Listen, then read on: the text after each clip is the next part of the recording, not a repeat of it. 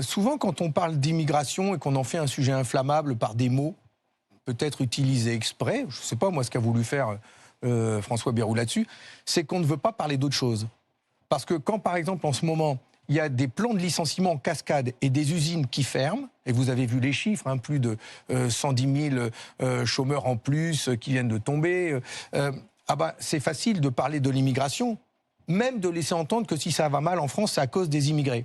Les immigrés ne sont pas du tout responsables de ce qui se passe dans les usines aujourd'hui, et du fait que des usines ferment, que l'emploi va mal. C'est pas de leur faute si les salaires sont aussi bas, si le pouvoir d'achat des Français est rogné. Et donc, c'est une vieille technique quand même que de nous diviser avec de tels sujets, et puis du coup, on ne les règle pas, les problèmes de fond. On ne s'attaque pas aux puissances de l'argent, on ne s'attaque pas aux problèmes de notre système économique.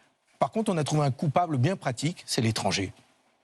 Et ça me fait peur, parce que c'est une musique que l'on entend vraiment beaucoup en ce moment, des États-Unis, avec Donald Trump, avec Elon Musk, et puis ici, en Europe, je l'entends de la part de l'AfD en Allemagne, le parti d'extrême droite, aux portes du pouvoir, Giorgia Meloni en Italie, le parti Vox en Espagne. Vous ne voyez pas que c'est les années 30 qui sont en train de se répéter en Europe. On vient de célébrer la libération des camps de Auschwitz, Birkenau.